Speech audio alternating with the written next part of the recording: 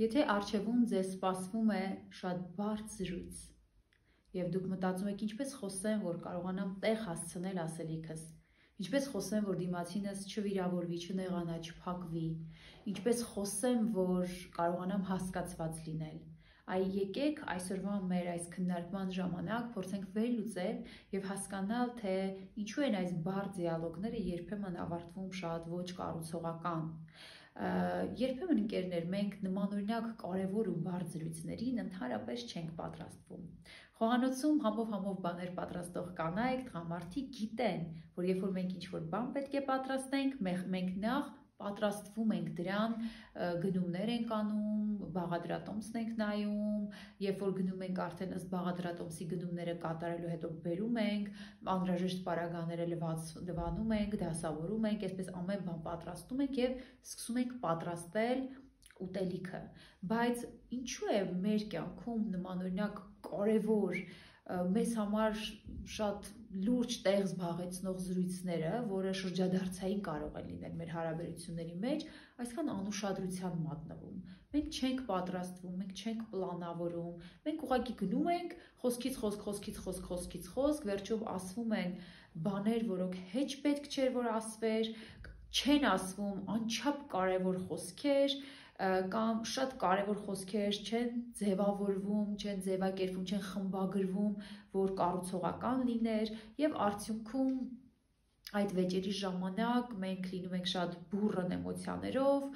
մեր կարծիքները կամ ճյուղավորվում են, կամ մենք կարող ենք անգամ նույն բանի մասին խոսել, բայց այնքան հուզականորեն պատրաստ չլինենք լսելու, հասկանալու, վստահելու ինչու ոչ դիմացինին, որ չկարողանանք հասկանալ, որ մենք նույն բանի մասին ենք խոսում, պարզապես այդ նույն երևույթին հասնելու մեր ճանապարհներն են տարբեր։ Ուրեմն ընկերներ, առաջին բանը, որ ես առաջարկում եմ անել, դա հետևյալն է։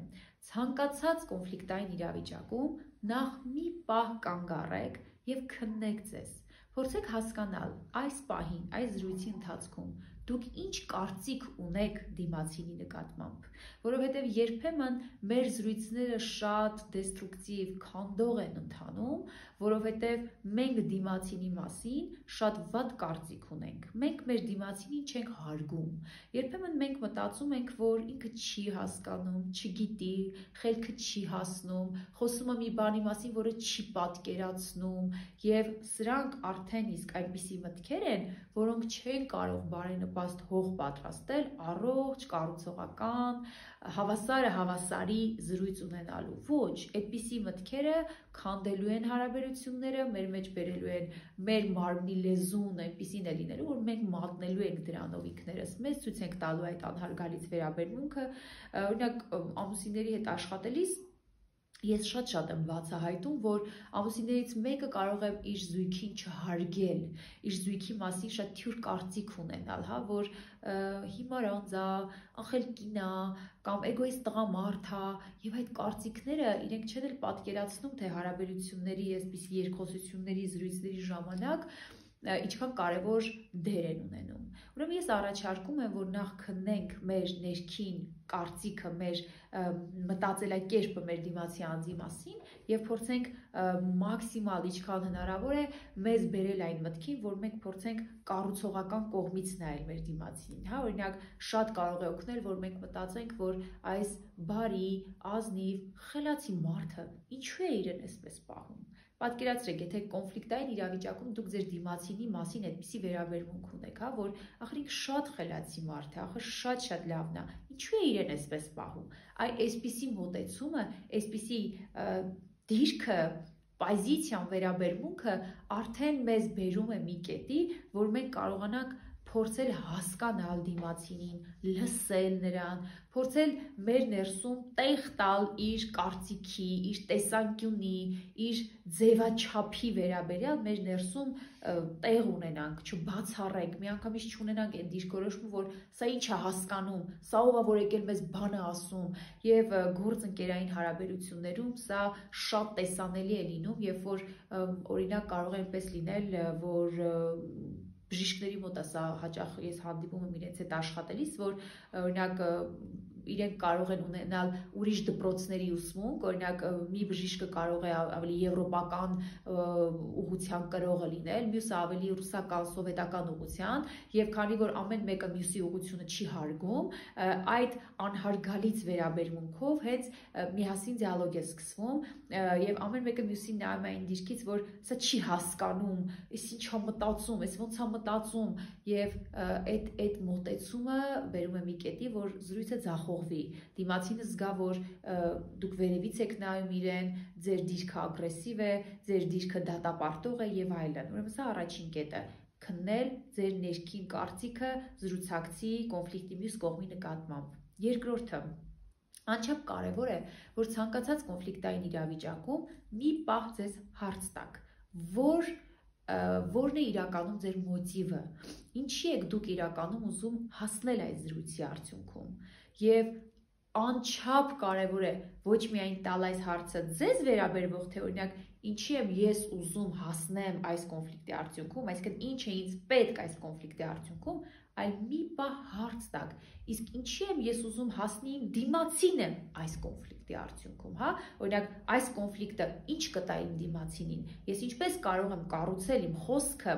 ներկայացնել իմ միտքը, իմ տեսանկյունը մտածելով իշահ դիմացինի, որ օրինակ այս զրույցի, այս քննարկման արդյունքում, եկեք կոնֆլիկտ բառը չօգտագործենք, եկեք խոսենք քննարկում եզրույթով, հա, որ այս քննարկման արդյունքում ինչ եմ ուզում ստանամ ես, ինչ եմ ուզում ստանա իմ դիմացինը եւ որ ամենահասուն մոտեցումը, հա, գագաթնակետ այս երկուսի երրորդ կետն է գալիս, ինչ եմ ուզում մենք ստանանք այս զրույցի արդյունքում, հա, ես, դիմացինս եւ մենք, որովհետեւ մենք հակված ենք, սա շատ մարդկային է, բայց ցավում եմ, որ դա բնորոշ է գրեթե բոլորիս, որ մենք ամեն մեկս փորձում ենք վերմակը միշտ դեպի մեզ քաշել, բայց առողջ հարաբերությունները մենք կարողանում ենք կառուցել այն դեպքերում, երբ որ զրույցի ժամանակ մեր մոտեցումը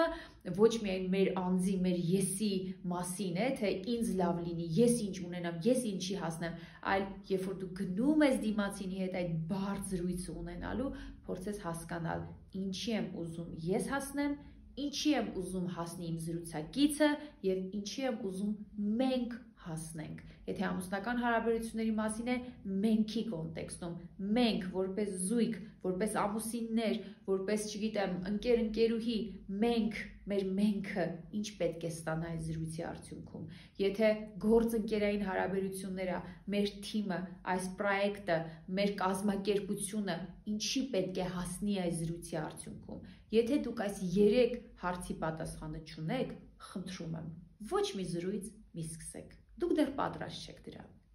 Ցանկացած բարդ, կարևոր, շրջադարձային քննարկումի, զրույցի,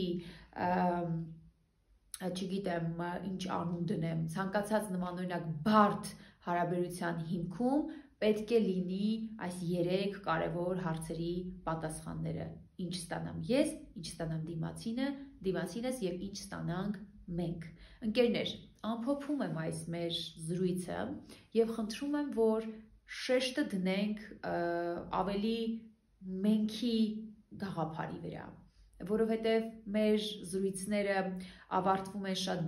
վատ ձախողված մթնոլորտով, որովհետև մենք չենք զգում զրույցի ժամանակ ինչպես անցանք բռնության լեզվին, իսկ որն է բռնության լեզուն, երբ որ մենք փորձում ենք դիմացինին համապատասխանեցնել, հարմարեցնել մեր պատկերացումներին, համապատասխանեցնել մեր սպասումներին, մեր գլխում եղած ձևաչափին, եւ երբեմն կարող ենք ասել դու իմ ուզածը չես անում, դու իմ հետ համաձայն չես, դու միշտ հակառակվում ես, եւ այս բռնության լեզուն, այս կոնտրոլի լեզուն բերում է մի կետի, որ մենք չենք էլ զգում, որ դիմացինին կորցրել ենք զրույցի ընթացքում, այդ ատմոսֆերան փոխվել է, մենք եկեք մի պահ մենք հարց տանք, արդյոք իմ դիմացին ինձ հավատում է, արդյոք ինքը ինձ վստահում է, արդյոք ինքը վստահ է, որ ես մտածում եմ իր նպատակների, իր հետաքրքրությունների մասին եւս, թե ինձ մենակ հետաքրքրում է իմ տեսանկյունը, իմ ցանկությունը, արդյոք դիմացինը այս զրույցի ընթացքում իրեն ապահով է զգում։ Եթե չկա ապահովության մթնոլորտ կամ սկզբից եղել է զրույցի կեսում դուք զգում եք, որ փոխվեց մթնոլորտը, դիմացինը դիմադրում է, փակվել է, խզվել է այդ կապը, կանգ առեք, նորից փորձեք վստահության մթնոլորտ ստեղծել, ապահովության մթնոլորտ ստեղծել, նոր շարունակել զրույցը։ Սա նշանակում է, որ զրույցի ընթացքում էլ մենք պետք է արթուն լինենք, տեղում լինենք, փորձենք հետևել մեր ոճին, մենք ինչ լեզու ենք օգտագործում, հա, մեր վարքը ինչպիսին է, մեր մարմնի լեզուն, մեր ձայնը, տոնայնությունը, դադարները, ծիծաղը, մեր ընդհանուր ժեստերը, այդ ամբողջը ստեղծում են մթնոլորտ, որը օգնում է, որ այդ քննարկումները կամ կառուցողական ընթանան, կամ ուղղակի ընդհատվեն, ձախողվեն եւ դիմացին ուղղակի փակվի ու հեռանա մեզանից։ Ընկերներ, ովքեր որ ունեն նմանօրինակ կարևոր զրույցներ, որին ուզում են պատրաստվել, կարող եք դիմել մեզ, մենք միասին մասնավոր ձեր դեպքի վրա կաշխատենք։